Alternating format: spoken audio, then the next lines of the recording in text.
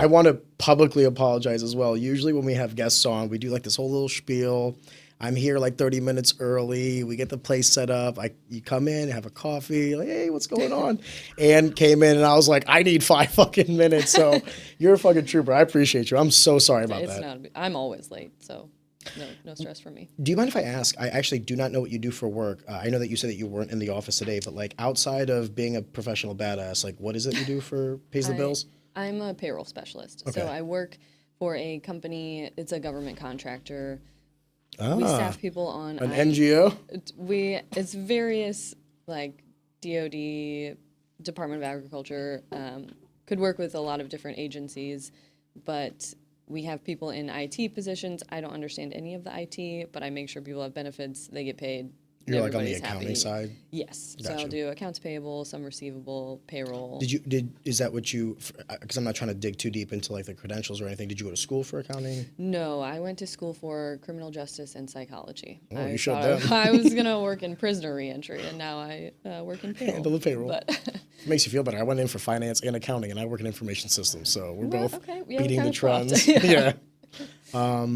No, I appreciate you being on. I had your husband on, JW, and it was actually the first time that me and Mop were close, obviously, and then Okay. Mop was like, JW was Mop's mentor. Right. So I heard a lot about JW from Mop. Okay. And then by proximity, I also heard a lot about you.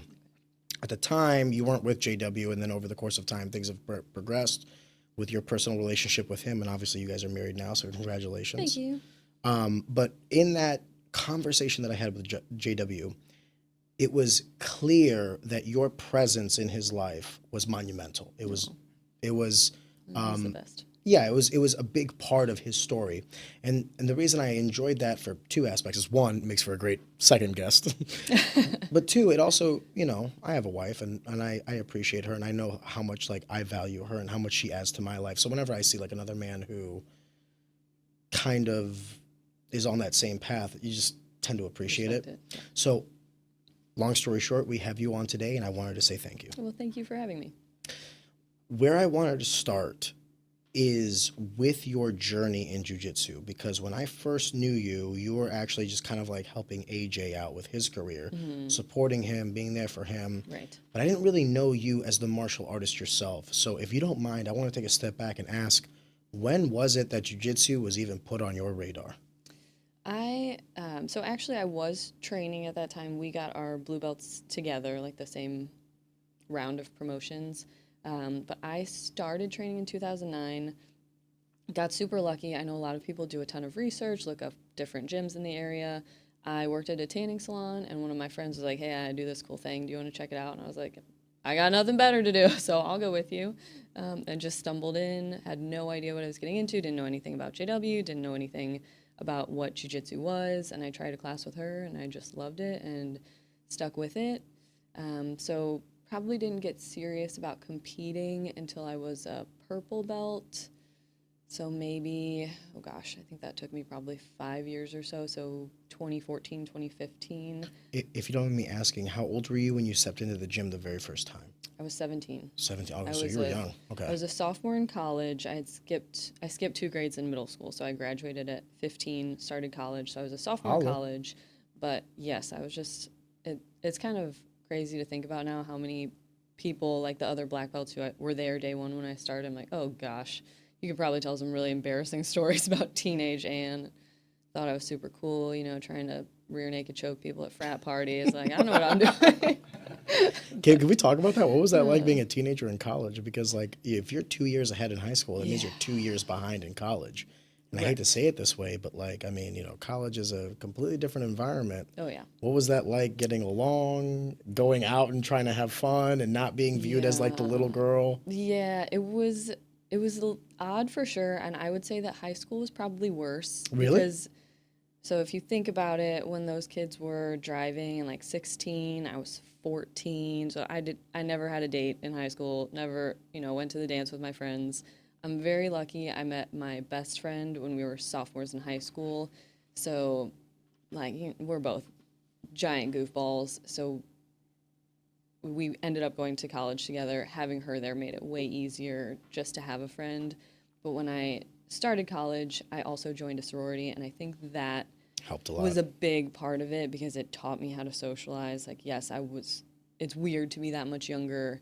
You know, when you're our age, 2 years isn't a big deal, but when you're 16 versus 18, it feels like a really big deal. 100%. You know? The difference between a 35-year-old and a 37-year-old is Right. nothing. Right. But a 14-year-old and a 16-year-old or a Right. 16-year-old and an 18-year-old, monumental. Yes. So it was awkward for sure, but joining the sorority, they were super welcoming.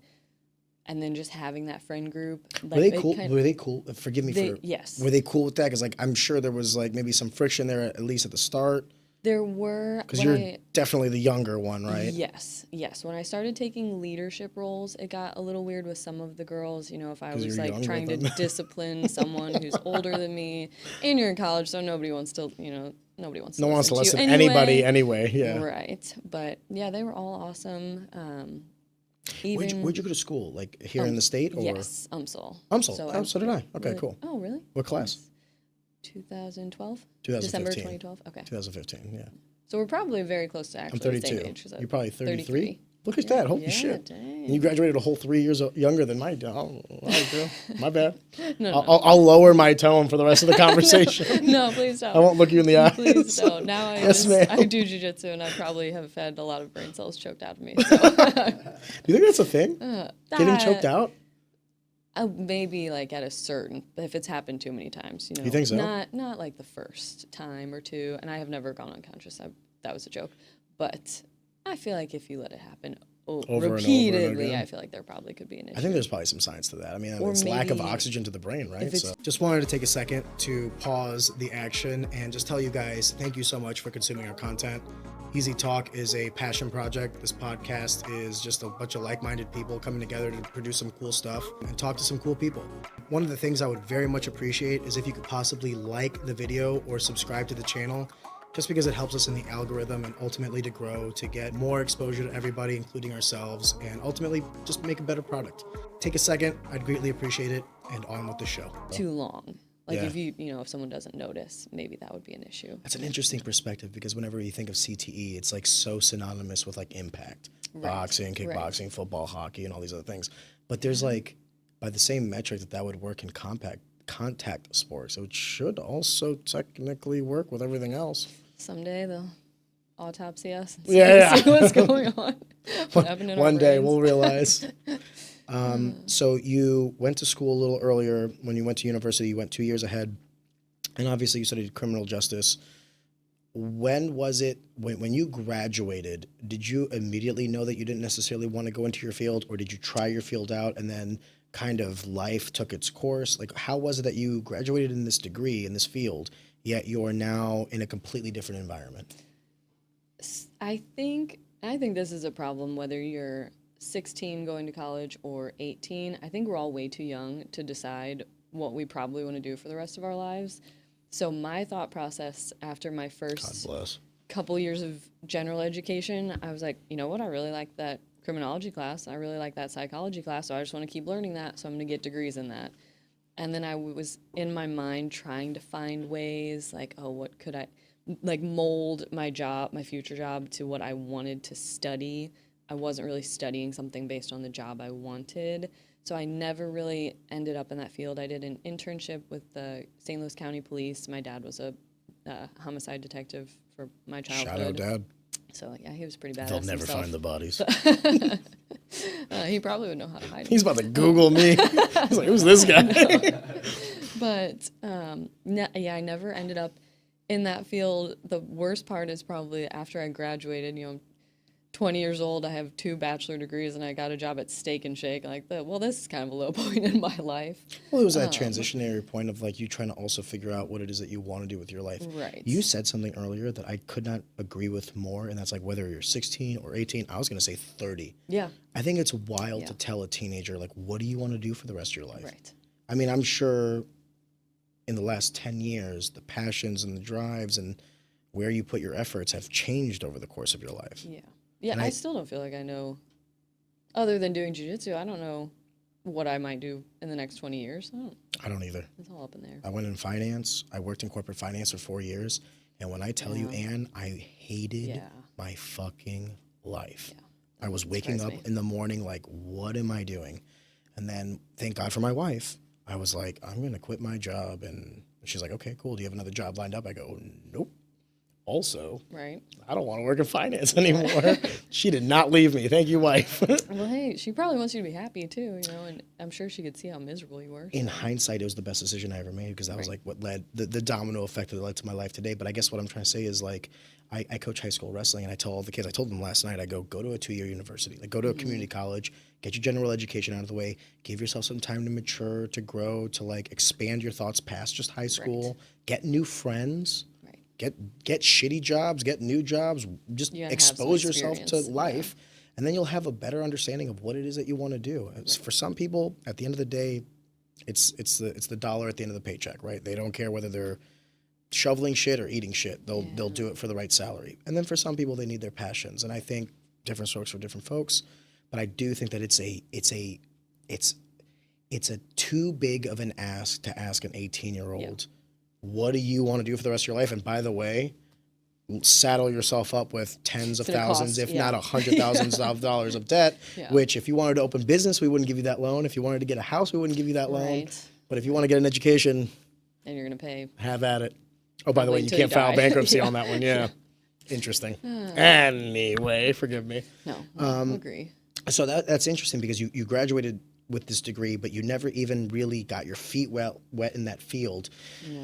You're in this position where you're working at Steak and Shake. How long until you feel like you're kind of finding your path? Like how long were you working at Steak and Shake? What were some of the emotions? I think very similar to starting jiu-jitsu. Like sometimes things just kind of fall in your lap. So someone I knew from the gym said, hey, my company is looking for someone to work at our front desk. It's an actual salary. You'd have benefits. And I don't feel like I'm enough of a people person to be in the service industry. I didn't mind it. I like meeting people, but I'm not overly outgoing. So like I wasn't, and I was too nice and I didn't lie. I said, I could be at work by 7 a.m. So then you get the shitty shifts and you get you go to Steak and Shake at 7 a.m. Nobody's there. You're making like no one you want to serve. No one you want to serve. No one who's going to tip you very well. So I applied for that, got the job at the front desk, and that was in 2014, and that's where I still work now. Just, I did a good job there, so they just kept moving me up, and even as the corporate part of the company has downsized, they have kept me around. I'm super, super lucky. I know I'm not doing anything crazy like accounting and payroll, but why would you say that? Well, just, I'm not a doctor. I'm not saving lives, but the people I work with, I really enjoy. The people I directly report to call themselves my momagers. Like, they're so supportive of training, and they get excited if I have a tournament, and they're very flexible with my schedule. I'm sure they're very happy when their checks hit on time. Everyone is. Everything's important in its own way. That's true. The reason I say that is because I'm also guilty of this as well. Like, sometimes I make myself feel like I'm bigger than I actually am, and then I have to, like, humble myself, like, dude, I ain't shit. But then sometimes I kind of, like, belittle myself, like, am I making a difference? Am I a change in the world? And I'm like... For some people? Dude, I'm providing for my family. I'm doing just fine. Yeah. Like, I need to relax sometimes. That's true. On both ends. That's true. I like that story because it introduces a little bit of struggle. It introduces a little bit of, I don't want to use like negative words, but like maybe a little bit of regret, right? Like, I'm sure like when you were working at Steak and Shake, you're like, the fuck did I go to school for? You know what I mean? But in hindsight, being 2020, obviously at this point in your life, everything had to happen the way it happened for you to be here today. And that's actually something I tell whenever I'm talking to younger people. I tell them, I'm like, your goal is to try to be perfect. And what I'm telling you is you're going to hit the wall left and right countless times. Yeah. And that's exactly what you need. Like, you're going to need to fall. You're going to need to eat some shit, scrape your knee, and all these other things. It's good for you.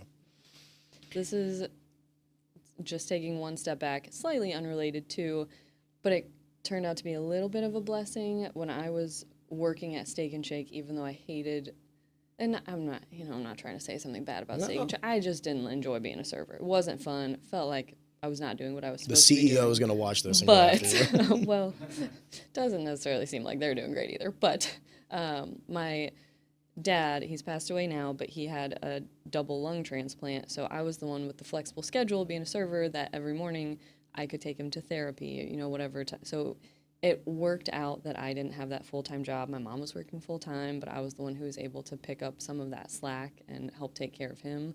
So, looking back, I'm like, man, I'm really glad that I had that opportunity, maybe not noticing it in the moment every day, like, all right, let's get you loaded up, let's take care of you, but I wouldn't trade that time and the ability to help him for having started that full-time job a year earlier or anything like that.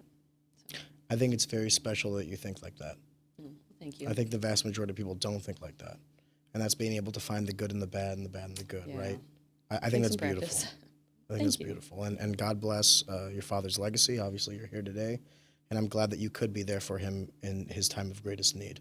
Thank you. But to be able to look on that time, obviously, financially, you weren't where you wanted to be, right. Socially, and all these other things. I mean, you're still you graduated at 21? You know what I mean? 20, yeah. 20, sorry. So even younger. No, yeah. So you're freaking really stumbling through life, like, what the fuck? Like, trying to look for a path. And then even then, you can still look at the fruits of your labor, especially when it comes to giving your time and efforts to family members. I think that's special. Good job for you. Thank you. Not to glaze you too bad, but that's special. I think not to talk about myself, this is your episode, but it resonates with me and my story, so I appreciate that. When you were working with this friend who was like, hey, like, let's go to this jiu-jitsu gym, this is something that I do, how long had she been in it, and had she been kind of talking to you about it, or was it just kind of like impromptu, like, come on down? I want to say she had probably trained for like 2 or 3 months. That's kind of a guess because this was... Like no stripe white belt? Yes, yeah. Okay. I think she got her first stripe relatively soon after I started, but still very new. And I think she had also mentioned it like maybe once or Does she still twice. train? What's her name, out of curiosity? No, her name is Catherine. Catherine, you gave up on jiu-jitsu? Come back, Catherine. She's gonna be like, motherfucker. No, I mean, it was all, she got married, moved, had, Married women can't do jiu-jitsu. the whole life, and life gets in the way sometimes. She trained for probably like another 6 months, 8 months after I had started, but she had only talked about it a few times. It wasn't like she was pushing me to test it out, and she just... You had never grappled before? No, never grappled. I didn't do a single sport. I was a drama nerd. I think I was like 100 pounds when I started college. I was just a scrawny little shit, yeah. But when you walked in there for the first time, can you walk through some of the emotions that you felt? Were you intimidated? Were you nervous?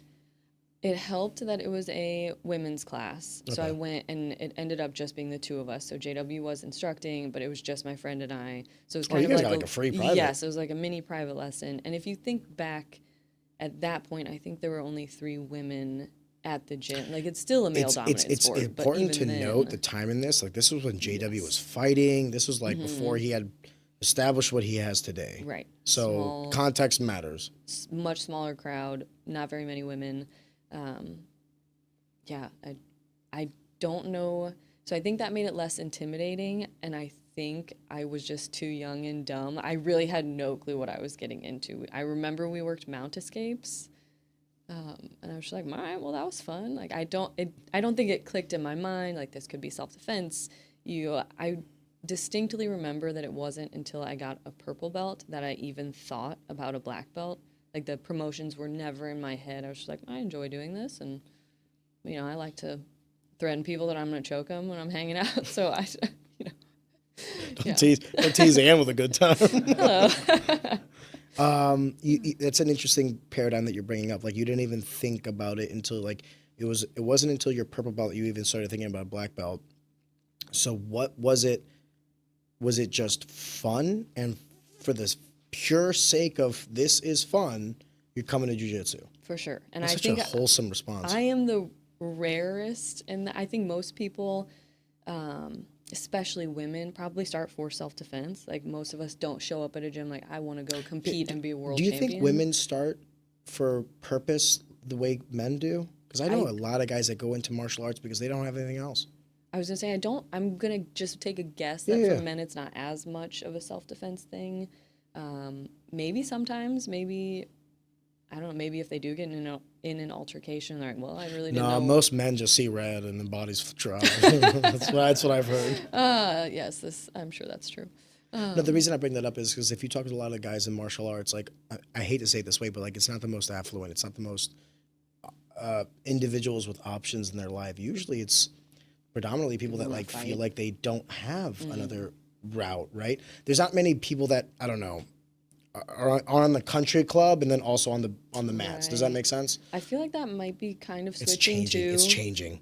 It's changing in jiu-jitsu, not in MMA, Yes, I would if agree that with makes that. sense. Yeah. Jiu-jitsu is becoming way more. It was one of the things that I talked about with JW. It's just like more. It's more profitable, more popular, more all the things because of the time that it's been kind of getting more mainstream. But I will still say that, like, and I want to be careful what I say because there's conversations that I'm privy to. Let's just say that we both know people who have openly talked about the sustainability of a gym. If, let's say, you have an MMA gym, if you have an MMA gym with no jiu-jitsu program, you're not going to be successful. You're going to close the doors. Right. And if you have a jiu-jitsu program with no kids class, you're not going to be It's successful. gonna be rough. So let's just say that I think there's a correlation between higher income earners and people who are less susceptible to being hit in the face. You know what? That's fair. There's a correlation. That's It's fair. the more you get hit in the face, I don't chances wanna be are hit the in the less you face. earn on an annual level.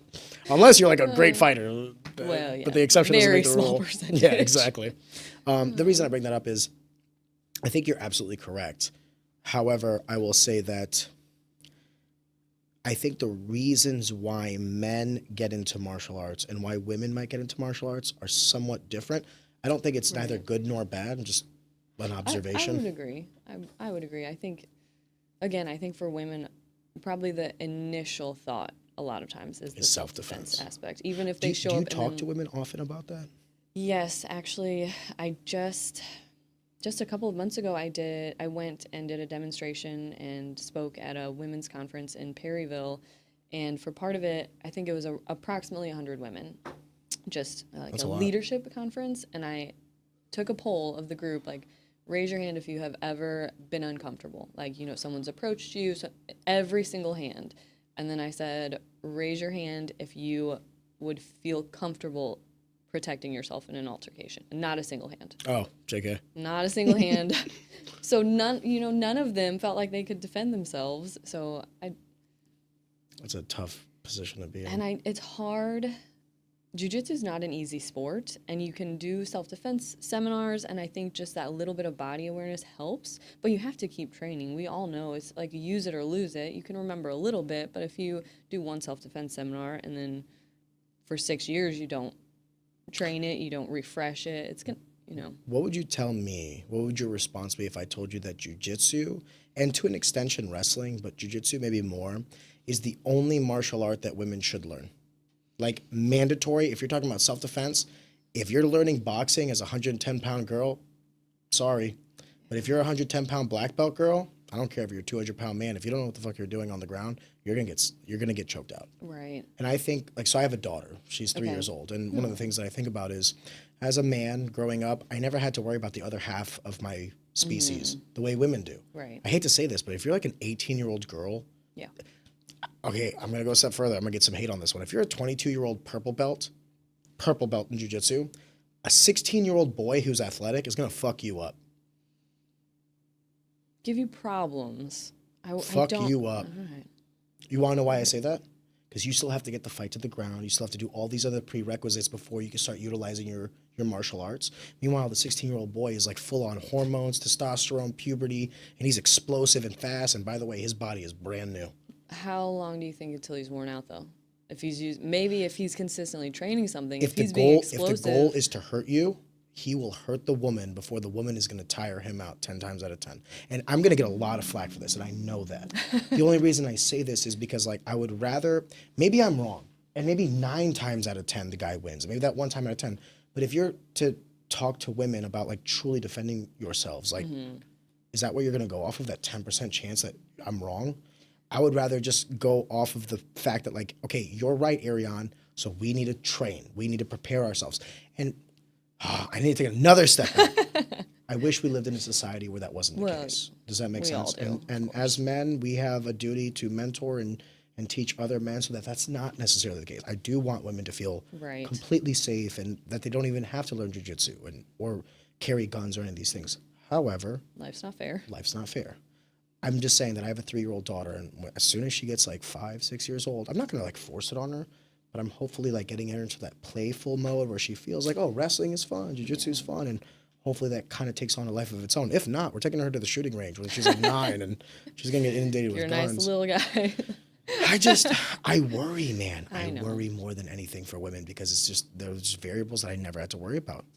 I don't know that it's fair, though, to expect every woman to go out there and get a black belt. I don't think you have to be a black belt to successfully defend yourself. Will there maybe be someone out there, if I was wandering around and I met not my husband, but a JW who had been a black belt but longer than I had been trained, you could always come across someone who's going to be more talented, more explosive, more athletic. I actually agree 100% with you. That's why I use the example of the 16-year-old boy because he's just like, I mean, I have a producer here. He's rather young. I'll tell you this right now. Should I fight him? Right. You'd fucking strangle. You would strangle him. I'd want to see that. She's cold, man. I've seen her roll. She's the 1 out of 10. So sweet. She's like, please tell me more about how I choked you out. No, I guess what I'm trying to say is like, you're absolutely right. Like if you're a purple belt and it's like a 30-year-old guy who's like out of shape, pudgy motherfucker, you're gonna be fine. But my thought was always, and maybe, I mean, tell me if you think I'm wrong. My thought was always with martial art, like if it doesn't work against everybody, then what the fuck am I doing? Am I betting on circumstances that are less than ideal? That doesn't seem fair. Well, I mean, to an extent, nothing's going to work on everybody. Fair. Right? Fair. But I think that by a purple belt, hopefully even a blue belt, you should be able, even if you are not winning the fight, you should hopefully be able to survive long enough that this adrenaline dump that this teenager has is gone. They're not going to have that, hopefully, it's not someone who is well trained, they're not going to have that cardio to keep fighting past like 60 seconds. When you look at how long an actual fight would be, they're not going 6 minutes. Here's my one criticism. I agree with everything you say, but my problem with jiu-jitsu is that it's not necessarily an actual fight. Does that make sense? Like, I think jiu-jitsu is the closest that you can come to an actual fight or to like physical combat with like dire consequences without necessarily receiving the repercussions of that. Because like, I think MMA is actually, if I'm going to be completely honest with you, MMA is in a lot of ways more sport than jiu-jitsu. Because a real fight, like a real street fight or whatever, it eventually gets to the ground. It's grungy, it's dirty, it's scratching and it's pulling and it's biting and it's like a real fight is nasty. There's not it's rules. closer to jiu-jitsu than it is MMA with gloves and hey, let's start on our feet and you're 8 feet away from me. And just different rule sets. Agreed. Yeah. But I just think, anyway, I guess what I'm trying to say about this is, I think I might be a little obtuse in my comments earlier, but I still stand behind them in the thought process of if your expectation is that the other half of the population is just so much more capable of violence, that means that you need to do the due diligence in preventing that even more. And that there's no such thing as over-preparing. Right. No, I would agree. If that makes sense. I would love for every woman to get a black belt, but yeah, I agree. We need to be prepared whether it's fair or not. Do you think that, obviously jiu-jitsu is something that you take very seriously, and we will get to the topic of you, the individual, but before we do that, I would like to talk about the macro level, and that is jiu-jitsu as a concept, as a martial art, and as a way for women to learn and develop and be very dangerous in self-defense, not in instigating, but self-defense. Right. Would you go as far as to say that every woman should learn jiu-jitsu? I would love that. Of course, I'm biased. So I do feel like it is the most applicable because it is designed for a smaller person to be able to use technique and leverage to overcome a larger person, which is usually the problem. It's not someone littler than us who's picking on us. So I would love that. I think it is the best, but more than anything, I would love for all women to take some form of martial arts because more than anything, I think it's having some sort of body awareness and just you won't panic. Like your body will start to learn how to react and how it moves and just understanding yourself. So I could teach you a self-defense technique. You remember 3 out of 10 details, but if you at least are reacting and your body kind of knows where it wants to be, that's a lot better than not doing anything. Agreed. Right? I was talking to someone one of my training partners last night, and I'm not going to say this exactly how he did, but it was really well phrased. He said something along the lines of indecisiveness is what is going to get you killed, not making a slightly wrong choice. Like, just not reacting is the worst possible case. So any martial art would be better than none. Even martial arts applied incorrectly is better than no martial arts applied. Yes. I agree. Fighting with that. back in some way is better than nothing. You know what's funny too? I agree with you 100% that like I don't necessarily think it's fair for like to ask everybody to like get a black belt. Right. But I do think that my opinion on formal education is that it is deeply flawed and it doesn't necessarily prepare people for the real world. Right. And I would say that martial arts is absolutely something I would add to their curriculum. Right. I really would. Not just tennis. Like no, volleyball. But like, well, I do a little bit of jiu-jitsu. Yeah, I do like. I will say this: that like girls wrestling has now been decoupled from boys wrestling, and I love that. Seems like it's because I think growing. when I was in high school and when you were in high school, it's a tall order to ask a girl to join the wrestling team when she has to compete against the boys. Right. So the fact that you have enough girls that constitutes its own division, It is very cool. I love that. Yeah. You know what I mean? So let me take a step back. It doesn't necessarily have to be like jiu-jitsu, like outright. Maybe you start with wrestling, and wrestling gives you the mental fortitude, the work ethic, the cardio, and then the natural progression is like, oh, well, I also want to learn some of these like positions and these submissions, and it could be. That's how it worked for me. Like wrestling transitioned to jiu-jitsu, and then jiu-jitsu transitioned to MMA. But it's not like I wanted to go into MMA. I was just like, I like grappling. This is fun. I'll just keep doing it. But I do think that, like as formal education goes, I just think it's weird that we all apply such reverence to these activities that teach us a lot. People say, like, you know, being a part of a team sport will teach you how to be a team member in a corporate setting. Well, tell me what's more better than teaching 15, 16, 17-year-olds how to, like, feel confident with their bodies and not even necessarily to be the aggressor, but to, like, negate aggression. I think it's beautiful, right? Maybe I'm wrong. I don't know. Protect other people. I mean, you know, it would be great for the martial arts community is if a bunch of these schools started pumping money into self-defense classes. I mean, there's jobs galore after that. I think it would be really cool, and this is maybe like I don't have anything worked out, but like long-term dream. I think it would be awesome if there was a way in colleges. So like say you have a female brown belt. She's going to college. What if she gets a scholarship in exchange for once a week teaching a self-defense class for all, you know, any woman who wants to go on campus? Like, there's so many ways that you could integrate it and make it more accessible. But well, I consider wrestling a martial art, and it's just interesting to me that it's the education, formal education, public education is pretty much regulated to one martial art, being wrestling. Even though, for me personally, my anecdotal evidence would dictate that, like, I've learned so much, yes, from wrestling, but I've also learned a lot from jiu-jitsu. I've also learned a lot from boxing and kickboxing, all these things. I think the contact sports are pretty rough to introduce, even though I would say that, like, ice hockey and football are way worse for the brain. But I've had that argument. yeah. I think the easier way to slip that in is the grappling aspects. I really do. And then I think it just opens up a horizon for a lot of things. I would not be the man that I am today if it wasn't for wrestling. Say that again? I said I think he could come. We have like esports teams that like got developed in the past couple of years. You want to know the difference there is? What? There's money in esports. But the same way we have wrestling. Like there will be, there's already clubs at my school, jiu-jitsu clubs and stuff. At your university? Yeah. I didn't know that. So and it's starting to. And they compete. I didn't know against that. some like I haven't other heard about clubs that. and stuff like that. Yeah. Are they affiliated with the school? Are they sponsored by the school? Or like? I mean, it has to be sponsored by the school. Like a professor has to sponsor it. Huh.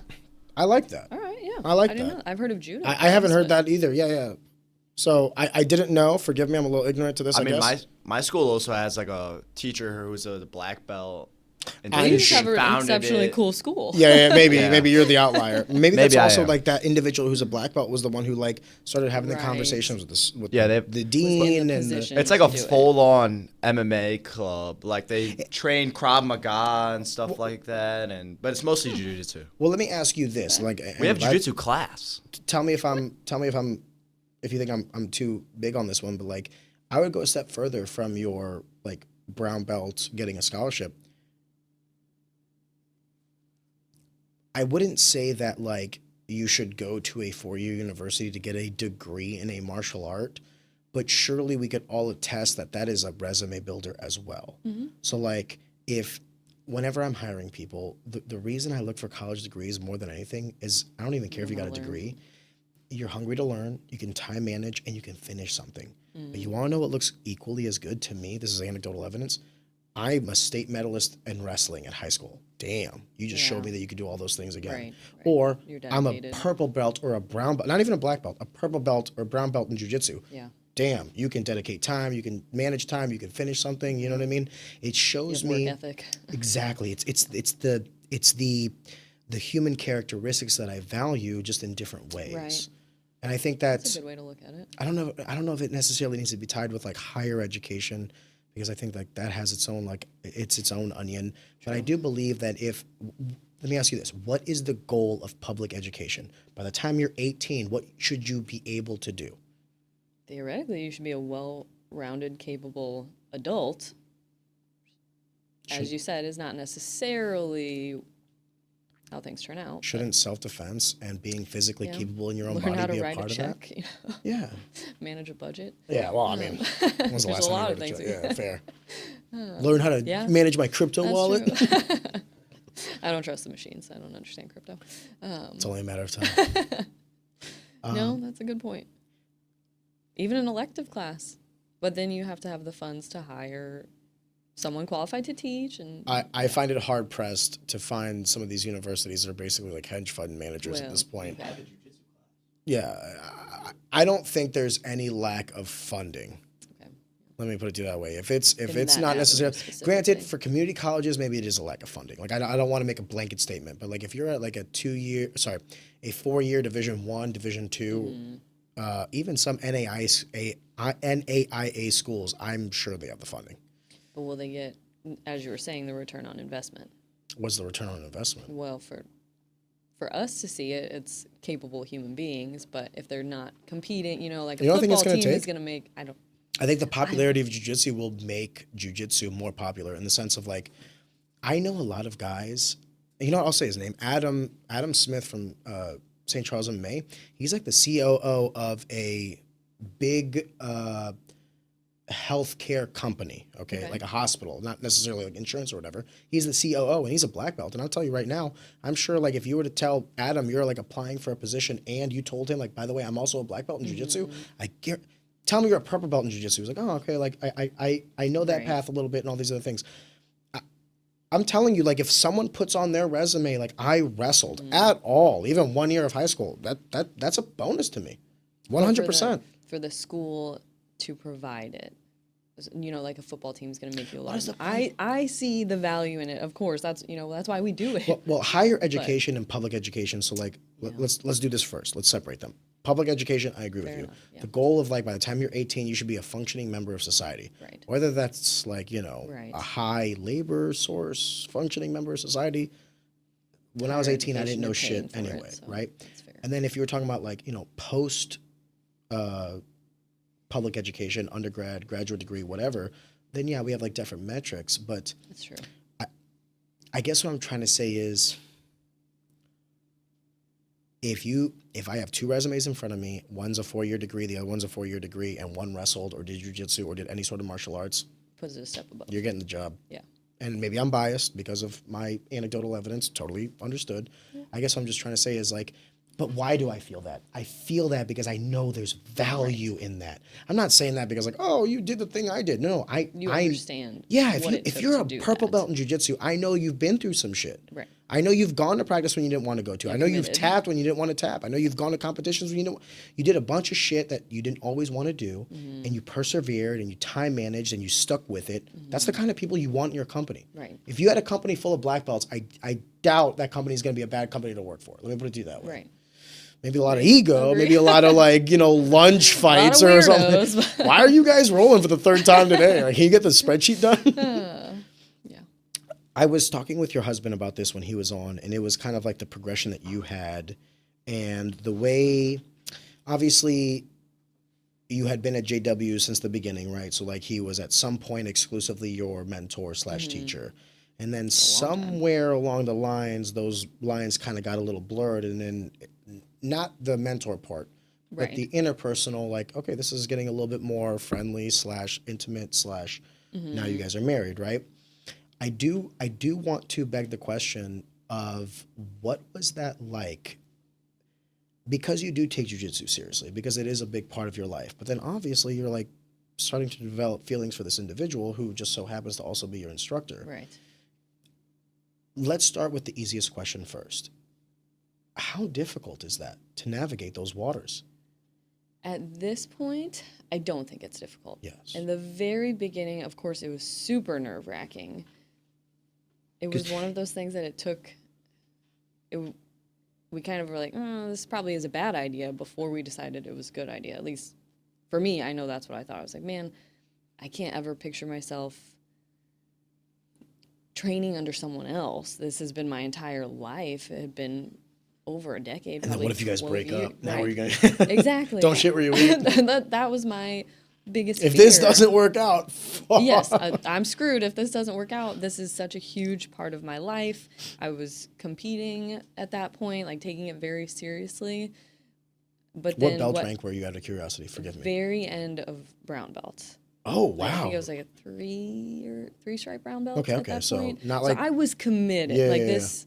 And then at that point, I had been with him the whole time. So it's like, man, what if things go? I can't get my black belt from some. Like it just. This It's a was rough my transition. home. Yeah. My home away from home. I had grown up with a lot of those people, but what changed and what I realized was that he is such an adult that it wasn't gonna be, if we try this and it's weird, we both are adult enough that we could let that be what it was and move past it. It wasn't gonna be like the experiences you have when you're in your early 20s or a teenager, and it's like, God bless. you can't be friends anymore, and You don't like my me friends anymore. can't be your friends, and people have to pick sides.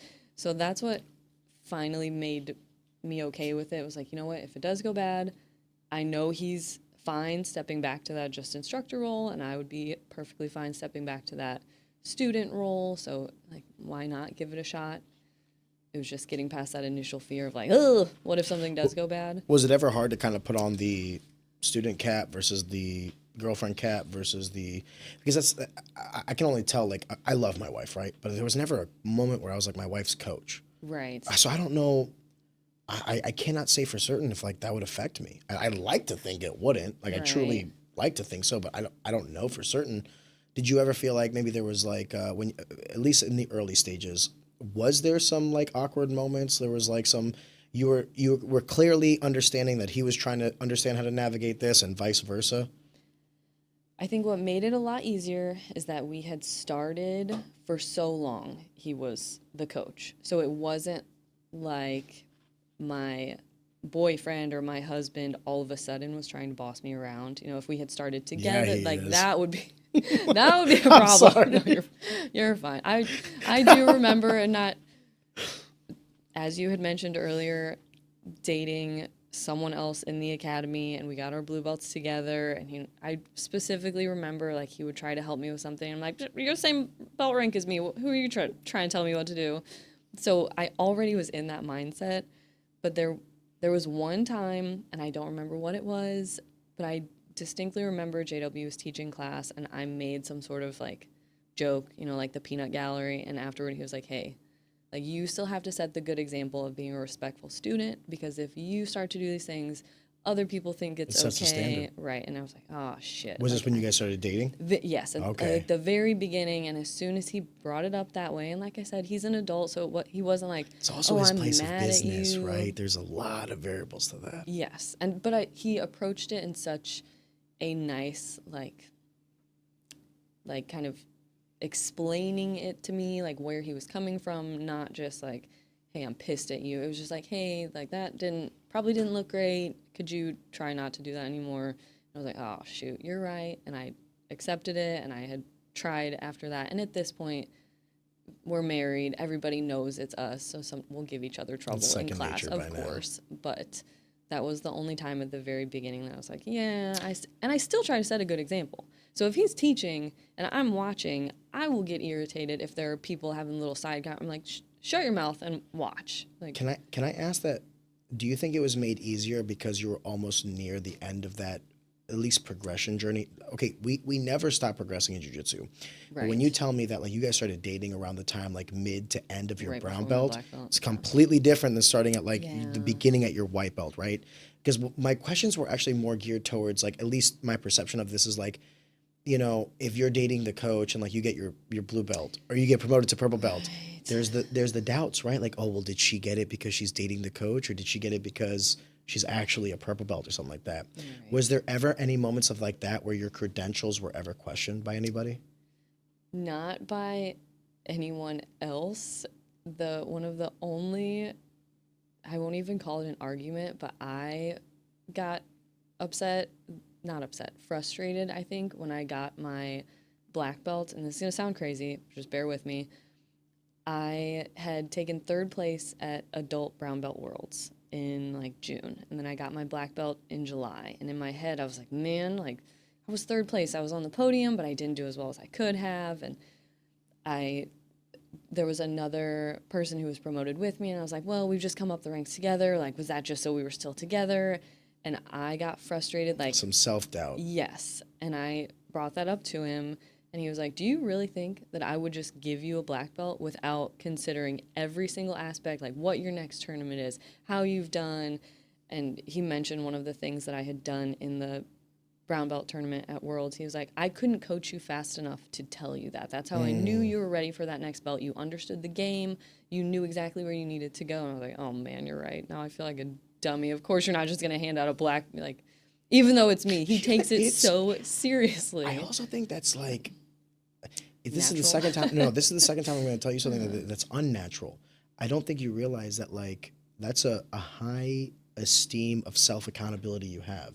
Does that make sense? Yes, that you want to make sure that when you achieve something that you've truly earned it. Right. Most people aren't thinking that. Most people are like, got my brown belt or black belt. Sorry, got my Right. black belt. Call me professor. You know what I mean? know, but, like, the Meanwhile, proof you're is like, in the did I pudding." really earn this? Did I really do the things that I needed to do? I think that's special. Well, thank you. So I'm not. That's Once what makes again, it third worth time it, I'm glazing right? you. Sorry, I'm just Keeping track. I'm gonna edit just like so perfect over here. No, but I think it's also, I think it's special. Let me start with that. So like, if this seems like a softball conversation, forgive me, but after talking with JW and wanting to have you on, it's just kind of like this is my natural context of this.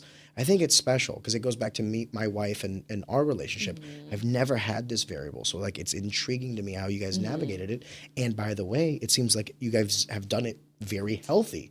So like, We try. yeah, I mean, of course, I'm sure there are the peaks, the valleys, like every relationship, and I'm sure there have been moments where things were tested or boundaries were set where they had to be navigated accordingly.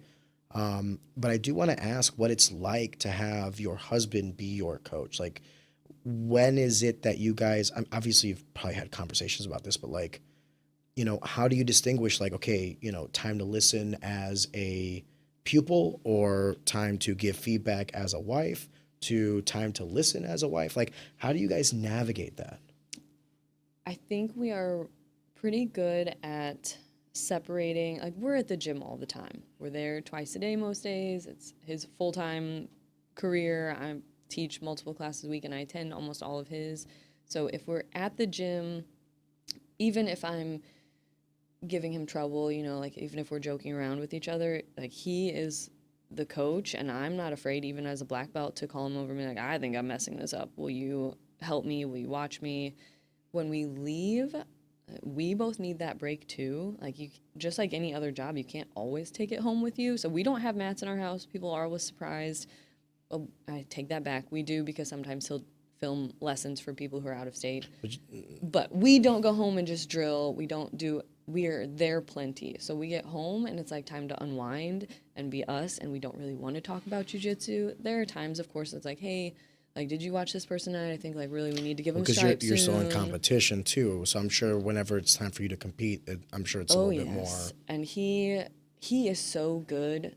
Like, he's just an incredible coach. I know, of course, that I am biased, but he will watch the footage. He will tell me, I don't like to watch people. I don't like to be too concerned with what they're going to do. He'll give me the footnotes. So, like, this person's really good in this position. I want you to grab these two guys who are really flexible, have them put you there, see how you're reacting. Like, he is so good at chunking things out and knowing what is important. And I do feel like I am really good at just listening. So when it's competition time, if we're in comp training, if he tells me to go sprint, I'm going to sprint. I'm never going to argue unless I'm puking or something. I'm going to do whatever he says. The hard part is if he says, hey, you have to take a break. Like, you need to take tonight off. And then you're like, oh, I feel terrible. You don't know I'm what you're talking I'm about. going to listen. I'm great. Because I feel good. I'm in my prime. Yeah, but I'm going to listen to whatever he says. And we have a very good like partnership as a husband and wife. I never have to ask permission. He never has to ask permission, but we both always, regardless of what it is in life, you know, like I mentioned, we have a foster dog. I didn't just go pick up the dog. I know he wouldn't say no if I did, but I still want to discuss everything. Like, I want everything to be You're so much better a than group decision. I brought that dog home, and my wife said, "What the that. fuck?" And I was like, "Baby, it's a puppy. You can't send it back now. We're committed. We are committed." Yeah. Oh, listen, she's returned the favor. Trust me. That's, you know, he loves cars, so I told him every car he buys, we get another dog. That's a fair trade, right? It's a partnership. It's a lot less expensive. That's true. Well, maybe. Yeah, fair, depending on the dog. But I think that I really do think that being his student for over a decade made it very easy for me to transition into the role of not getting upset when he's telling me what to do in that facet of our life, which is only one part. It's just one little chunk of our life. Even though it's a huge part, even he would say jiu-jitsu shouldn't be the most important part of your life. You know, like, we have kids, we have family. There's other things that have to be more important even than your job or your passion or your hobby. It's very intelligent to separate them. I think that's probably why it works so well, because you can compartmentalize the various aspects of that relationship. Because that was the thing that fascinated me the most, because it's like you have to have a grip on when it is time to be what. Right. And that takes a lot of emotional intelligence. It takes a lot of like intelligence in your partner, understanding when and how. So God bless. But obviously, jiu-jitsu is something that you take very seriously. Yes. And it is something that you're competing in regularly, actively, and at a very high level.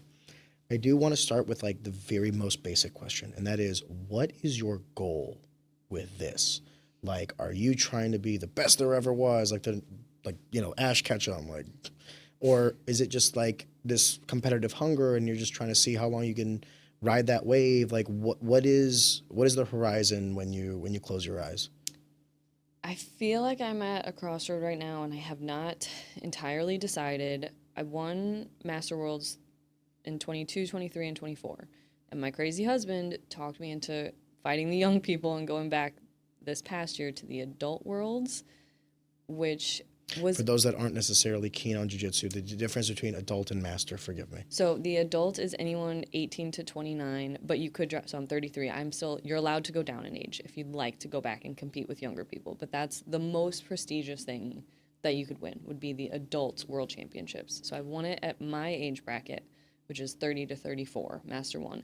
Still a lot of world champions in there, still a very tough division, but he convinced me to go back to adult worlds, won my first match, lost my second match. The girl I fought won the whole tournament. She was obviously no slouch. I don't necessarily feel bad about the loss, but now I'm torn. Like, do I try that again? I know she's going to be in the division again. I know it's really tough. Or do I go back and start fighting master again? And I haven't quite decided that. What's the pros and cons for each for you? Man, it's just really like, where do I want to be? And for adult worlds, you have to qualify. So that was kind of a cool challenge this year, was I had to do tournaments with the young people to qualify for adult worlds. So it was a push. The matches are 10 minutes long versus 6, which is a long time. Almost So it's 100% more. Yeah. yeah, it's a long time to be grappling someone. A bunch of men are going to be out there like, I told my wife 4 minutes was a long time. It is. Finally, a woman agrees. So it's just a unique challenge, and I liked pushing myself in a different way. Realistically, is there a small chance I could win that tournament if I keep trying? Yes. I think but it's better than small. Yeah. If you lost to the one girl who won it, I think you know- small is an understatement. But if I know that person's gonna be in the division year after year, Yeah. maybe I could end up on You the get more podium cracks at her. finally, But You're the one who benefits from that. She's the one who has all the pressure on her. She already beat you. yeah, man. So I don't know. I'm torn. Well, let me ask it in a different way. What would feel? I think I already know the answer, but I'm going to do it at it. What would feel more fulfilling? Well, for sure, and that's why I went back and did it this year. It's like, how many times do I need to win the same thing? And I'll win it as many times as I could, but is it better to try to win something different? Like, just to push yourself harder, of course. Like, just a different experience, a different... Well, I guess that's my question is like, do you want to win or do you want to push yourself? Yeah, get out of here with your common sense. Sorry. No. That's why I do it. No, it's I a genuine. agree. No. Listen, it's a genuine question because there's a lot of guys. I'll ask that, and their response is, "I want to win," and if that means they win, they're number one in the C bracket. They don't care. They're gold, right? Yeah. But it's hard being third place in the hardest bracket because it's like you didn't get gold, right? Yeah. And then the nuance in that is lost by the 99% of the populace. Everyone else is going to see you as the bronze medalist, where they're going to see the other person as a gold medalist. And it takes like the educated individual to understand, like, no, bitch, that bronze is much harder than that gold. Right. So it's like, that's why I ask, like, do you want the recognition and the accolades and all these other stuff about other people? Or is it like this fulfillment in yourself? Like, what is it that at this point that's driving you? I do it for me. I feel like JW probably like paid you to say it that way. No, I'm just kidding. I'm kidding. Outside of the dick pics I send him after the podcast. Unsolicited. He hasn't responded yet. I love you, buddy. No, yeah. I do it for me. The reason I started competing was because it made me so nervous, and I just didn't want to not do something because I was scared. So it's not about... If it's about my resume, I already have the Master World Championships. You have it's accolades not like already. I need that You've done again. it, 3 times? So, yes. So I do it to push myself, and it motivates me, regardless of if it's a world championship or... Are you more proud of the bronze medal or the gold medal? The bronze in adult or the gold in... Actually, the 3 gold. Forgive me, I don't want to... The 3 gold in masters or the bronze in adult. Which one do you think is more... Bronze in adult was at brown belt. So I would probably say the gold's at black belt, because there were still very tough adult world champions who had also aged up with me in those divisions. Gotcha. So I would say the black belt medals I'm most proud of. I do from, 2 years ago at Master Worlds, I also did the open weight, and I got a bronze medal. So that was pretty, to fight some black belt heavyweights them big and girls. still win like that. I'm pretty proud of that one too, even though it's a Big bronze Bertha medal. came on the mat, like, oh, shit. Luckily, I'm tiny. I just hang on like a little koala. Kyle Keeley is the only man that ever subbed me with his belly. I just want to make that public knowledge. He literally laid on me, and he's 400 pounds. And just the sheer weight of him, I said, fuck this. And I tapped to belly flop. It's not even a sub. We've all been there. Yeah, we've all been there. And he was sweaty. Kyle should never have done that to me. I want to be careful how I say this, because I want you to understand that, like, nothing I'm trying to say is, like, disrespectful. I'm genuinely trying to, like, probe into you, the difference between you, the practitioner, and you, the competitor. Obviously, with jiu-jitsu, there's like that tier of like adult, Master 1, Master 2, and all these other things. Are you going to compete forever? Is there, when I said like close your eyes and what do you see in the horizon, obviously that's like the short term, mid-term, long-term. Long-term, out of curiosity, like, do you want to still be competing when you're 40, 45, 50, 55? Like, and then if you do, just out of curiosity, like, why? What is the point of competition for you? To test yourself, clearly. Right. I would like to compete in my mind for quite a while. And of course, it takes a lot out of my life and JW's life. Of I think it's a course. huge commitment to him, so that has It's to a be sacrifice for both of you guys. Yes, very much so. And a lot of our time, too, because I have to travel. So he's spending every weekend going to tournaments with me, too. He's got enough on his plate. So that has to be a discussion of, like, at what point is he wanting to slow down and retire, things like that. So maybe not like 50, 55, but definitely for, in my mind, at least like the next Foreseeable 7 to future. 10 years, because it's what motivates me. So I get an itch, and at this point I haven't competed since Adult Worlds. I'll probably start again in like February, ramp the season up, and he could tell you that I'm getting a little bit antsy. Like I need a goal. I still love to train. I still work out. I go work out the same times a week. I train the same number of days a week. But it just, like, having that focus really drives me. And you need both, because after 3 or 4 tournaments, you're like, I need a break. This is too much. My body needs a break. I need to be able to eat some calories. Well, you're also at a high level, and that's the variable that we need to remember. It's not like right. you're blue belt. I'm not just doing a You're local in there tournament. with Yeah. dangerous women constantly. Yeah. So, like, when you're saying, like, 2 or 3 tournaments, I need a break, like, yeah, It's sure you serious. fucking Yeah. do. Yeah. So, just some context. Yes. But I think so. Were you always competitive, or did you learn to be competitive through jiu-jitsu? I for sure learned. I was not competitive at all. Like I said, I was just a little nerd in school and growing up. And I don't mean that in a derogatory way. I love I'm a nerd learning. now. Yeah, we're all nerds in our own way. But I definitely learned through jiu-jitsu. And I only competed once as a white belt, and I lost. I competed a few times as a blue belt, lost over and over and over, and finally won my first match/tournament. It was only one match as a blue belt, and then finally started to find my stride at purple and like understood more of the game and how to prepare myself. So I did not have probably a competitive bone in my body until jiu-jitsu, and now I don't know, it just has fueled me. It unleashed the monster. What do you think is the most important thing you've learned from jiu-jitsu? Okay. This is probably not what you're going to expect me to say, because it has nothing to do with technique. Shrimping. Forward rolls. You never know when you need a shrimp. No, I think someone asked me this once in a hotel workout area.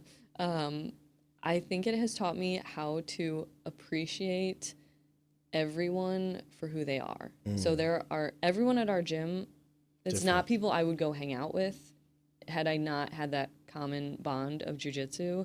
We're all weird, we're all quirky, but I appreciate every one of them for all of those little quirks, because I am seeing them for who they are, rather than it just being someone that I pass on the street and never take the time to get to know. So I feel like I interact with people so much better now.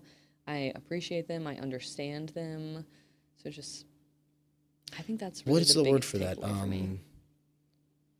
When you empathize is like to understand someone, not sympathy. Anyway, I guess acceptance. Yeah. You're accepting everybody, that's interesting that you say that, because I would probably say that is a skill set I did not have until martial arts. I would agree with you on that one, because through MMA and everything, I would not have met 98% of the people that I met through the martial arts community if it wasn't for martial arts. In fact, they would never know who I was, and I would never know who they were. Right. But there is a part of me that deeply enjoys the value in that, because the delta of humanity has been so beneficial to me to understand different perspectives. And like, I might not necessarily agree with their walks of life or their decisions or whatever, but at the very least, I can comprehend why what happened did happen the way it happened, if that makes sense. And you grow as a person, Yes. I think, because of that. It either solidifies the decisions you've made as the right ones for you, or it starts making you question, like, well, am I on the right track? Like, do I enjoy these things because I enjoy them, or because my parents wanted me to do them, or like, am I my own person, or... So that's deep. I know, also, right? I think it makes you... So it's people that you probably wouldn't necessarily interact with in a different setting, and you also respect them that much more, because you know how hard what they're doing is. Like, you know they're working their butts off training too. It's not just... I think it's also an appreciation for the time they give you. Like, once again, I bring up Alan Smith, because I remember when I was a white belt at St. Charles MMA, Alan Smith, a black belt COO from this company, who I'm sure his hourly rate is hundreds of dollars, was sitting there teaching me how to do a proper armbar. giving me the time of day. And that happened literally a decade and some change ago, and yet I could still tell you like perfectly how that day went because it meant it means so it much meant to so you, much to yeah. me, exactly. And that's actually something I don't do a good job of reminding myself on the day to day, that like the monotony of the structure and the cyclical nature of your life. Like I'm sure, I don't know about you. I don't want to assume anything, but like at least for me, I'm doing a lot of the same tasks over and over again. And sometimes through that monotony, it's not that it doesn't make me feel fulfilled in my life. In fact, I love my life. I don't want anyone to think otherwise. But it does kind of dilute the individual acts because there's so many of them. Right. But then I do need to do a better job of reminding myself that like even though this is the 1,000th time that I've done this, perhaps it's their first time. Yeah. And I think that's the most difficult part of life is like to remind yourself that like, yes, you still have to have that same fervency the millionth time you do it as you did the first time you did it. And I think that's where like, It's hard. that's why I have so much respect for like Mike Rogers, Mop, JW, all these gym owners, because like, I mean, like these guys have been doing it for so fucking long. They're so And that at passionate. any day, the new guy can come in for their trial class. And you got to give that new guy the same attention and time and effort that you did 10 years ago to that trial class guy. They're So special people. yeah, I think there's a reason why they're called mentors and they're looked up to. And you should hear how Mop talks about JW. And then I know some guys that talk about Mike Rogers. It's not even like a coach or anything like that. It's, I don't want to say like a father, but like a father figure, yeah, if that makes sense. Like they hold him in 100%. such high reverence and regard. And I think that's beautiful. I think all men deeply crave to live a life to where they're looked at as that. And if they don't, I don't want to hang out with those guys. Outside of the competition aspect, would it be a fair assumption, or would it be fair to say that jiu-jitsu gives you a lot of purpose/direction?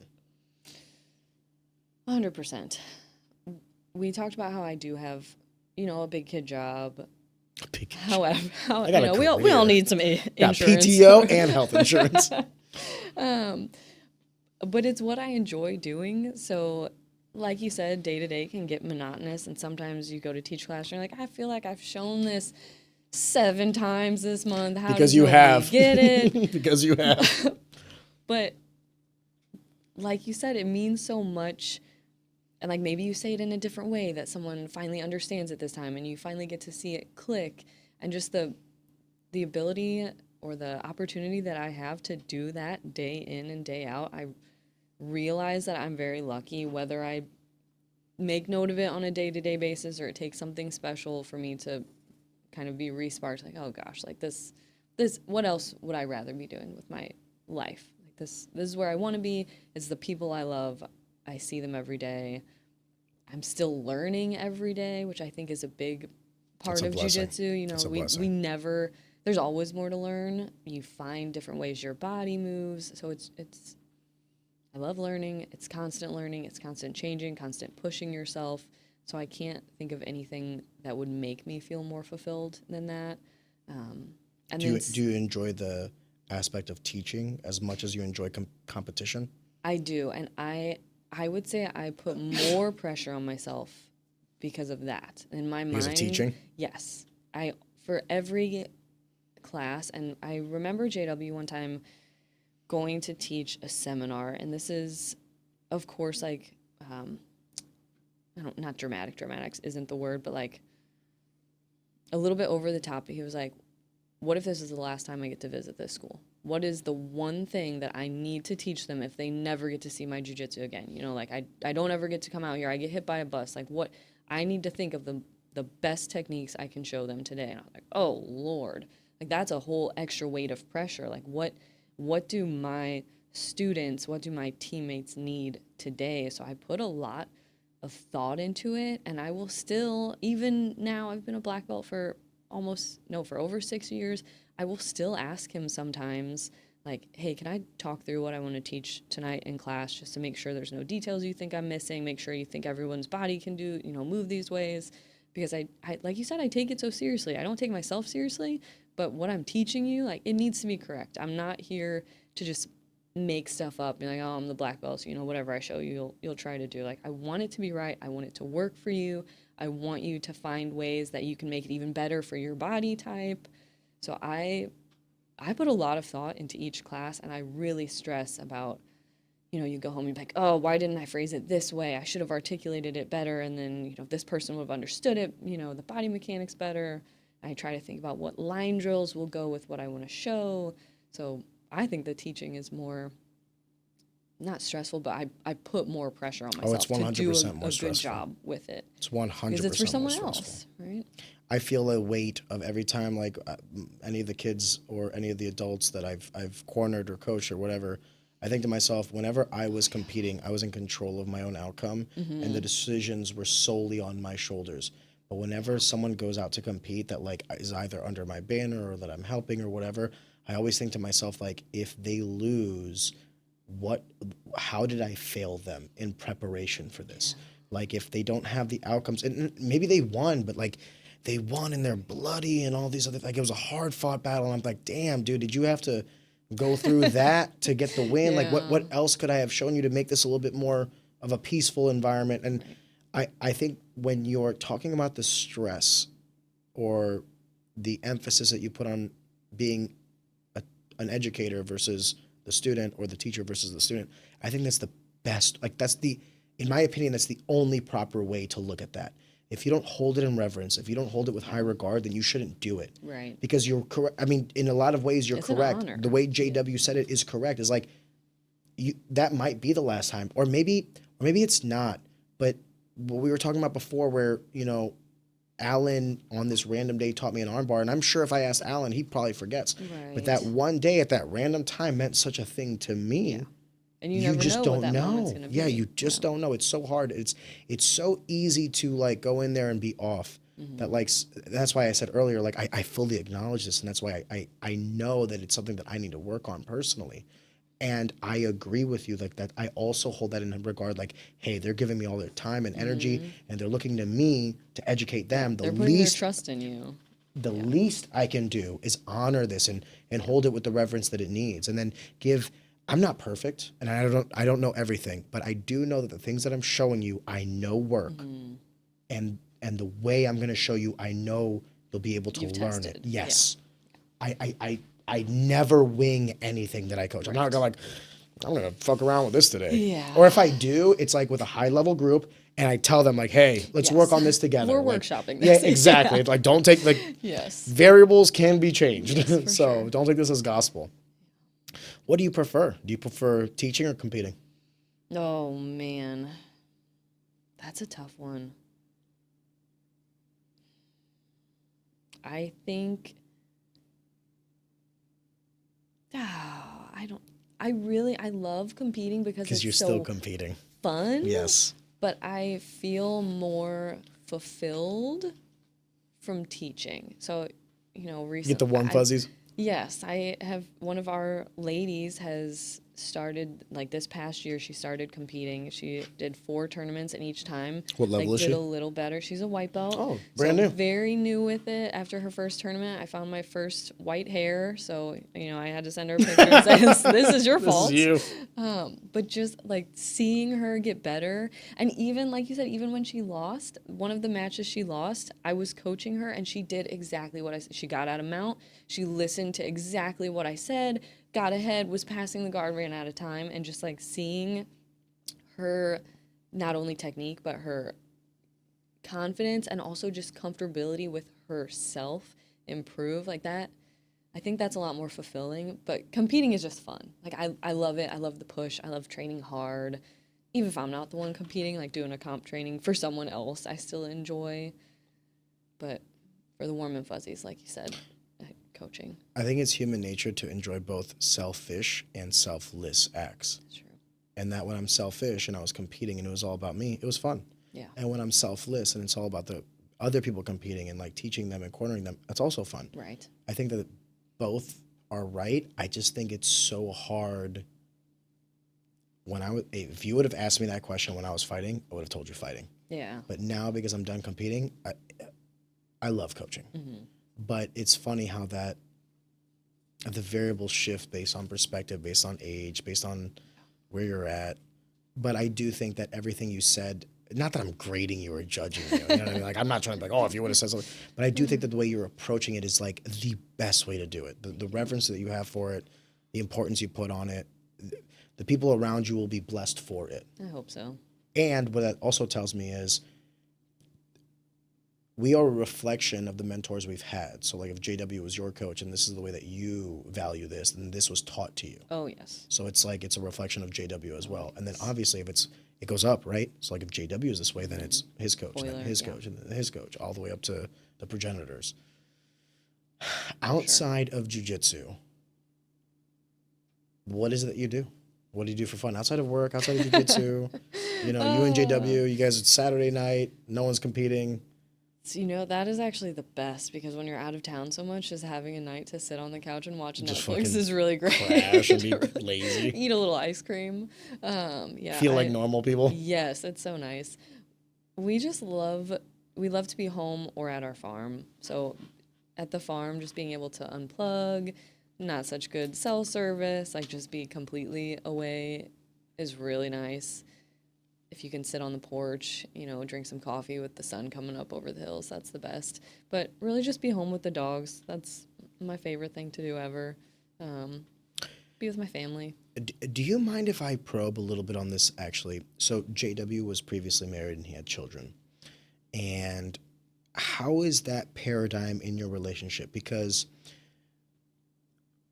I think being a parent to any capacity, actually, I'll take a step back, to be a guardian. So like maybe, because I know there are circumstances where like some people, the parents pass and like another next of kin takes care of them, or perhaps a godfather, godmother. Like there's many different variables in which this can happen, right? Luckily for us, it's marriage. What was that aspect like as well? Because when you're dating JW and then subsequently get married to him, there's also these boys that you are also kind of like bringing under your umbrella. If you feel comfortable, what were some of the emotions, some of the thought process in handling this, and what is that relationship like with his children? I think I'm lucky probably that they're boys. Like they're pretty easy and they were relatively self-sufficient. Not like they were already teenagers when I came into the picture. I knew them just because they had been around the gym. Like they took classes as kids and I had helped with coaching kids starting at like purple belt. But they are also lucky that they still have two loving parents who communicate well and co-parent properly. Yes. So I don't feel like I have to be like the raise them kind of role. I feel like I get to be that little extra influence. Like his son Xander is in college and I love math. So when he's got math homework or needs to study, I'm more than happy to sit there and try to think of different ways to explain it and help him understand it. They probably get sick of me, telling them to pick up their dishes over and over, but I just try to be like an extra influence. I'm not trying to take over anything. I like to be involved with them. They have come to some tournaments too, and I think it's cool for them to get to watch me. Of course, that made me even more nervous, but it just, I'm not trying to overstep anything, but I just want to have some sort of positive influence in their lives. So I feel lucky that I get the opportunity to do that, and I don't have any biological kids. Everyone will admit that I make jokes about how terrible I am with small children, so it was kind of like the perfect mix that they were old enough to be receptive and not need to be babied or anything like that. But they both have very big hearts, so even though I'll have to hound them about, cleaning up and stuff like that, it's not like they need any sort of like extreme guidance on being good humans. They've been raised like that already, so I lucked out in that instance. You were talking off the record about fostering dogs specifically. Yes. Yeah. We're softies. Yeah, I was curious about this because I asked you the question of like just dogs or animals in general. So let me ask the first question, like the macro question. Are you positively disposed to just dogs or all animals? You obviously have a farm with JW, so We don't have any farm animals, but just all. Really? We don't. What? No chickens? No eggs? Not of ours. His neighbors run their cattle on Gotcha. the land, so it all works out. But we're not there enough. You know, we get to go down. Yeah, fair. Like You once have to a month. live on a farm if you're gonna handle that. You're absolutely right. A lot of work. But I love all animals. That you'll see me in our back room at the academy, like trying to catch crickets and release them outside before they starve to death inside. So any living thing, I don't even like to kill spiders. So if there's one, They have a purpose. I tell JW, like, hey, there's one in the kitchen. If you want to remove it, that's on you, but I'm gonna just let it do its thing. So just know that it's there. All fun and games until it's in the shower with you. Yeah, well. So any living creature. You have a dog that you're fostering? Forgive me. Like, what was the? Yes. So we have a dog. We have one dog of our own. We had two. Our Great Dane passed away in March, and he was just he was the most perfect. Jesus. He was, like you said, like a giant pain in the ass sometimes, but I feel like he was Also like a big teddy my bear. soul dog, you know. And he got sick. We almost canceled our honeymoon in October of 2023, and he didn't pass until March of 2025. This is a tangent, but we found out he had kidney disease in 2023. He had lost 20 pounds. The vet was like, hey, it's pretty late stage. Feed him anything he'll eat. Try to get him to gain weight and just let him be happy. So that dog got to eat either like 8 hot dogs, a pound of fried pork, blueberry He said, "I'm not ready to kick it just yet." And he, after like 6 months, we rechecked, and they're like, his kidneys are great. We just healed him with It hot was dogs. QT hot dogs. That's what it needed. So he lived another year and a half. And then we have Buddy, who's our boxer. But at Adult Worlds, I knew that was going to be a tough tournament, obviously. Like, that was a tall order. And I made a joke. This was 3 months after our Great Dane had passed. I made a joke to JW, and I was like, you know, if I lose this tournament, I'm probably going to go home to a new dog, right? So there's got to be a win-win for me here. And I lost my second match. To make myself feel better, we went to the dog beach. So we sat at the dog bar and watched all the dogs on their little dog swings. And I got a message that day sitting at the dog bar from my best friend. And she works a lot with a rescue out of Washington, Missouri. And it was a picture of 2 Great Dane puppies. And she was like, these puppies just came into rescue. We need a foster. And I was like, done. I'm sold. So we had that foster. She has since been adopted. JW gets 2 new cars, is what I just heard. We only took in one of them. And she was adopted by one of our blue belts, so it's kind of cool. We still get to see pictures and stuff. And we just recently, actually about a month ago, picked up a new foster through Stray Rescue of St. Louis. I honestly have no idea what she is. I would guess some sort of like terrier mix, but she's just a crazy little... The first pet I ever had was actually Ashley Cummins and I were living together, and she was my roommate.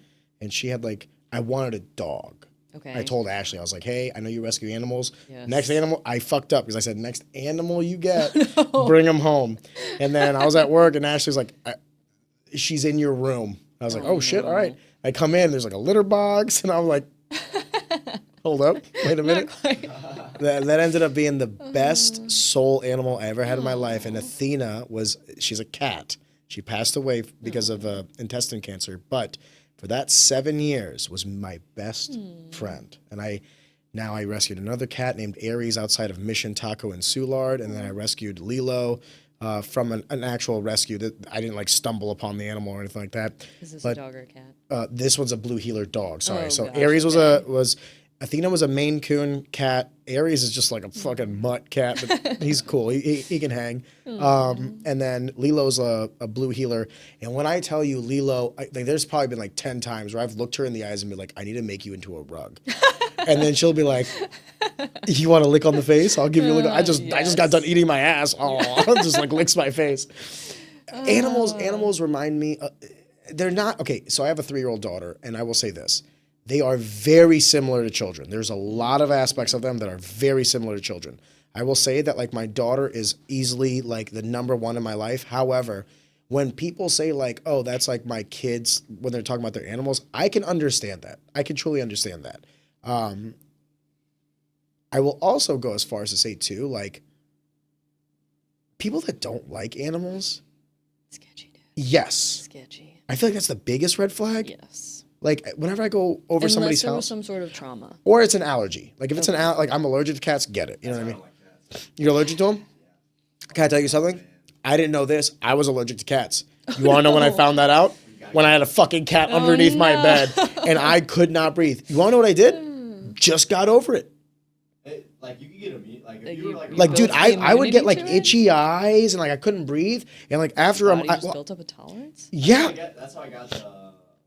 Actually, I don't think I built up a tolerance. I just got used to it. Like even with Aries, like my eyes still get itchy. I just One of my friends. I just It's don't. just normal now? Yeah, I'm just like whatever. Life sucks. I can't breathe. One of my friends is a golden retriever. Every time I go over there, itchy eyes. Like I hung out with it enough. Dude, the problem is they're so cool. Yeah. I'll take the hit. They're worth it for I'll sure. take the hit. And like whenever they're kneading the dough on my chest, Aries, this is how I know. Cats, man. Dude, cats are cool too, man. Fuck you. You don't know shit. You're still young. You'll learn. Give it time. Anyway, long story short, shout out to Ashley Cummins because like she saved this cat. And at first I was like, I don't want a cat. After a week, I was like, this cat's the shit. Yeah. He just It was meant to be. yeah, she threw up on my chest one time. Like she ate too much. And then was like, huh, Good for huh. her. And I thought it was a hairball, so I was like, just go ahead. And just threw up. And I was like, No. should have definitely got you off the bed for that one. 20-year-old Arion, different Arion, different time. Our Great Dane hated That's also a big animal. animals. He How for sure. much did he weigh? Like 150? He was actually small for a Dane. He was like 125 Oh, at his small. biggest. A small 125. So, at his biggest. But he hated seeing any sort of animal, any loud noise, any fast movement on TV. So there were, for like 10 years, I couldn't watch cartoons. He would bark sometimes at the Great British Bake Off. I'm not kidding. Like the birds would chirp and he would go nuts at the TV. I still get a little like, if a dog barks on television, I'm like, no, wait, where is he? I think animals teach us a lot about ourselves as well. Athena made me softer before because I never had pets growing up. Like we just didn't have them. We're super poor. It wasn't that we didn't want pets. We did, but like we just couldn't afford them. And my mom was like, "Who's gonna take care of them?" Like we barely feed ourselves. Feed you, Yeah. So like, I give my mom. I gave her a lot of shit when I was little, but like in hindsight, my mom was actually really smart about it. Like if we can't do it properly, then right. But then when I got my first pet, it just taught me a lot about myself. And I would even go as far as to say that like having pets is a good precursor to being a parent.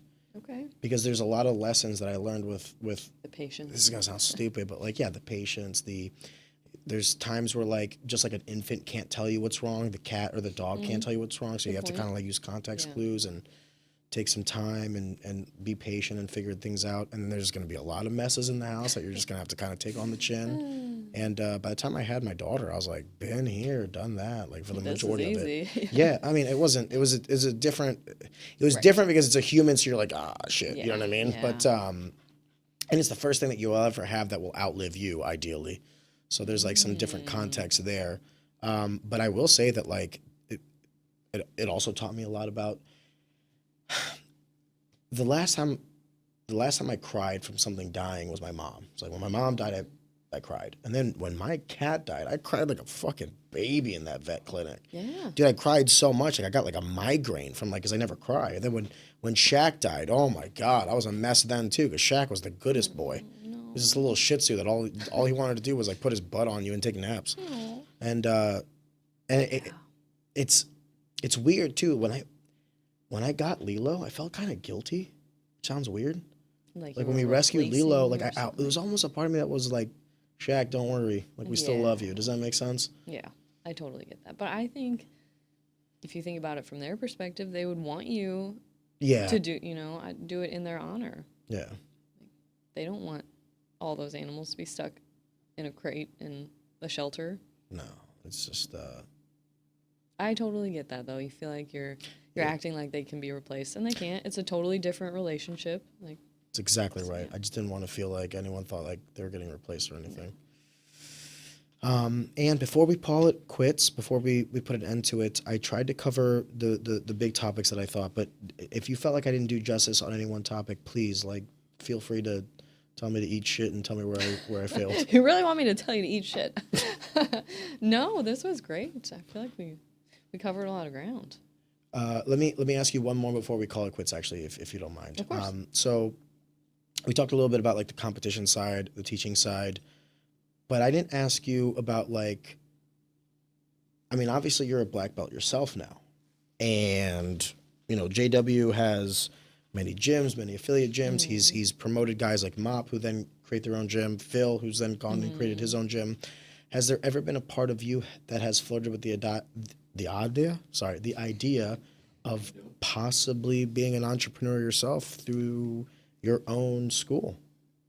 We talked about this years ago, and I don't have the drive to do that because I love getting to train with him every day.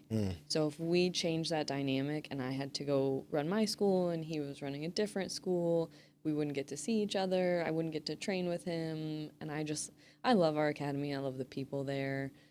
So I realize that's maybe like a sheltered way to look at it. I'm sure if I opened a school, I would love the people who came there, but I just don't want to give up the life that we have where we get to be together in the evenings. And is there a possibility where the day comes that he no longer wants to like be physically responsible for his school? Have you ever talked about possibly just like, I don't want to use the word inherit, but like more like start to operate it on his behalf? So instead of starting your own school, Right, kind of take taking the little baton parts. from him for his own. I think there would probably be a time where maybe we'll kind of like maybe I'll take a little bit more responsibility for more of the classes and things like that. But by the time he is ready to fully step back and just come in, you know, more as like a You're doing guest that wrong. instructor or Clean that something up. yes, to be less of the day-to-day.